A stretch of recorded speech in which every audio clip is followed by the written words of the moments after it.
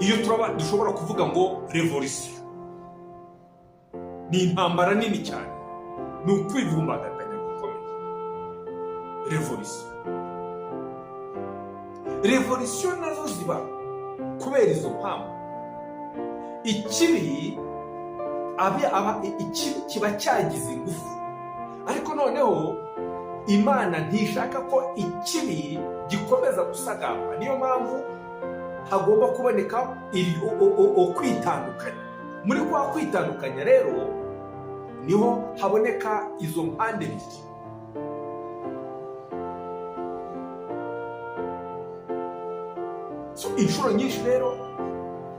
inshuro nyinshi revolisiyo zo ziba iyo ziriho Imana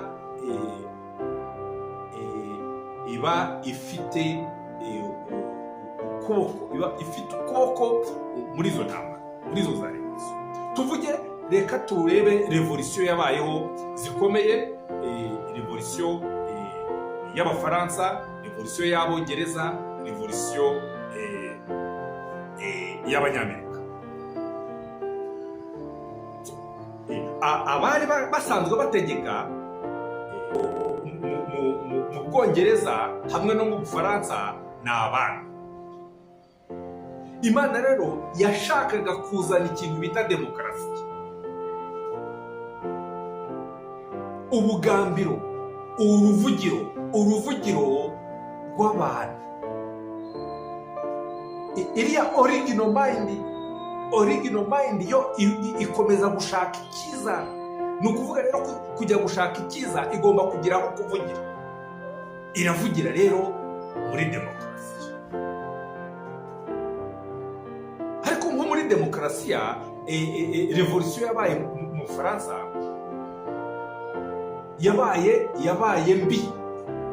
yabaye mbi kuko yamennye amaraso. Imana yo nubwo iba ishyigikira revolisiyo, ntabwo iba ishaka kugira ngo ibishaka impinduka, ariko ntabwo iba ishaka kumena amaraso. revolisiyo y'Abafaransa yamennye amaraso menshi cyane, nyamara revolisiyo y'Abongereza ntabwo yamennye amaraso, ariko nazo zabaye revolisiyo kandi zose zazanye demokarasi.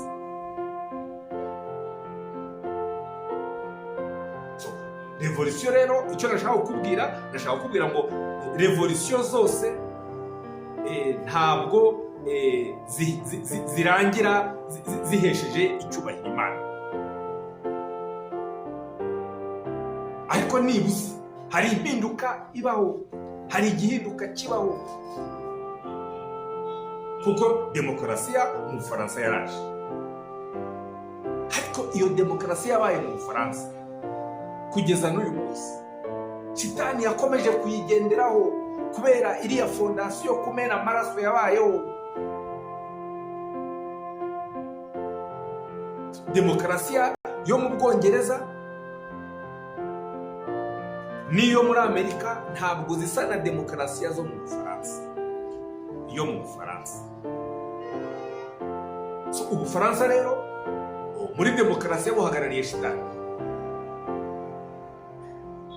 kuko rero nababwiye ngo mu ntambara hari intambara iruta izindi. intambara iruta izindi niyo tuvuga ngo iminsi yanyu. abemera bakoresha iminsi yanyu, last days. turi mu minsi ya nyuma rero. ubwo turi mu minsi ya nyuma, hagomba kuboneka intambara. intambara z'isi yose. Intambara z'isi yose zabayeho, kuko hamaze kubaho ebyiri, hariho n'iya gatatu yabayeho ariko itarasobanutse neza. Izo ntambara ni iminsi ya nyuma. Kubera iki? Kuko noneho Imana ibishaka gutegeka, kandi ubishaka gutegeka, kandi Imana ntabwo yategeka idafite abantu, nk'uko shitani nayo itategeka idafite abantu. Kandi nababwiye ko abari mu position ya Keri kuva inyuma, kuva Keri yica Abeli, bagiye bakomeza kugira imbaraga, kuko turi mu ntambara ya nyuma. Iyi ntambara ya nyuma, last days za nyuma, iminsi ya nyuma ni igira gatatu. Kandi ku nshuro ya gatatu Imana ho ntabwo itsinda. Iminsi ya nyuma, intambara ikomeye y'iminsi ya nyuma, ya mbere turayireba mu gihe cya Nowa. Intambara ikomeye y'iminsi ya nyuma twongere tuyirebe mu gihe cya Yesu Kristo. So intambara rero ikomeye y'iminsi ya nyuma nayo turayireba muri ibi bihe tuyirimo, ariko ntabwo twari twasobanukiwe, ariko twabyinjiyemo. Ibi bihe by'intambara ya nyuma twabigezeho. Nicyo iki kiganiro kiri kugezaho, kugira ngo ushobore gusobanukirwa. Intambara eshatu z'isi yose zigomba kubaho. Izo mumenyereye ni ebyiri, ariko noneho n'iya gatatu igomba kubaho, kandi igice kimwe Imana yaragitsinze. Ndagira ngo mbibutse intambara y'ubukonje, Cold War, intambara y'ubutita. Intambara y'ubutita yari hagati ya demokarasiya na communism. Communism ihagarariye shitani, demokarasiya ihagarariye Imana. Izo ideology, izo ngengabitekerezo zitandukanye. Communism ni ingengabitekerezo yo kwa shitani, demokarasiya ni ingengabitekerezo yo ku Mana. Cold War, icyavanyeho Cold War ni icyashenye Soviet Union. Soviet Union iyo kwa Putin, abenshi mumenyereye Putin. Russian Federation yagiyeho Soviet Union imaze gusenyuka. Soviet Union niyo yari ihagarariye communism. Kubera iki? Communism iyo turi kureba muri North Korea no muri China, babivanye mu Soviet Union. Abazanye communism muri China no muri North Korea babyigiye mu Soviet Union. So Soviet Union niyo yababyaye.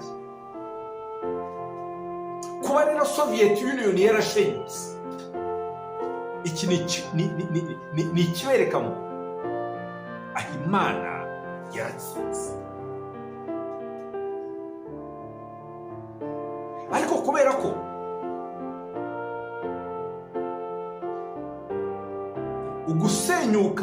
ugusenyuka kwa Soviet Union kwabi ibihugu bibiri bya rutura nibyo byabigizemo uruhare mu gihe cy'abaperezida Ronald Reagan we yarahagarariye Amerika, naho mu gihe Soviet Union wari uyihagarariye yari Mikhail Gorbachev.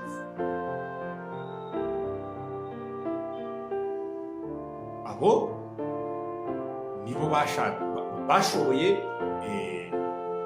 gusenya communism, ariko ntibapfuye kuyisenya.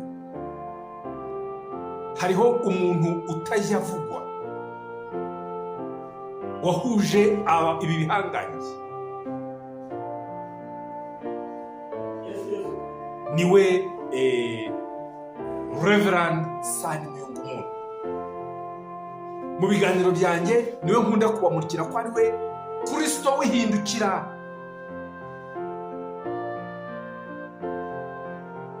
None ikibazo cyabaye,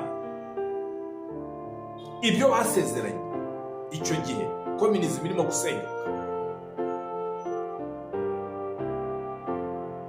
abayobozi b'Uburaya na Amerika b'uyu munsi babivuyemo.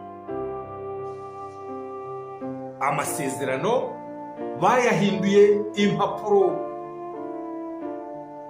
Amasezerano yasenye Soviet Union. Akaba ariyo mpamvu uyu munsi icyari gisanzwe kiri ku ruhande rwa shitani, Soviet Union cyangwa se Uburusiya, uyu munsi kiri ku ruhande rw'Imana. Putin ari ku ruhande rw'Imana.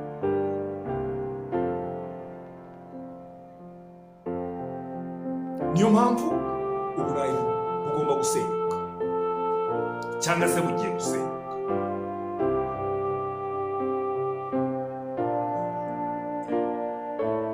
Icyo bagombaga gukora ntibagikoze, kandi Imana igenderaga mu gihe cyayo, kubera ko Uburayi aribwo bwazanye idini, nibwo bwazanye idini ya Christianity. Idini ya Christianity nayo igiye gusenyuka kuko igihe cyabo cyararangiye, igihe cy'Abanyaburayi cyararangiye.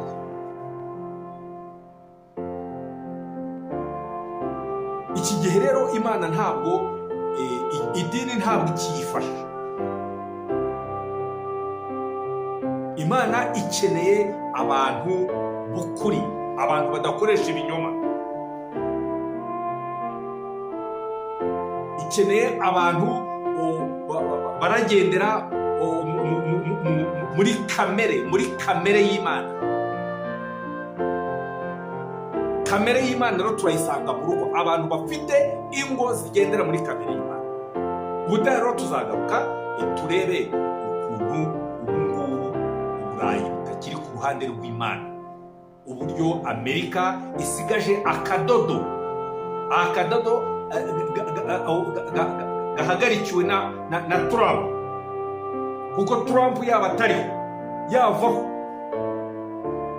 akavaho ibigomba gukorwa bidakozwe, Amerika nayo ako kanya irahita isandara, nayo iraba iri ku ruhande rwa Shitani. Reka rero tuganireho akangaka, utaha tuzagaruka turi kureba izi ntambara z'urudaca,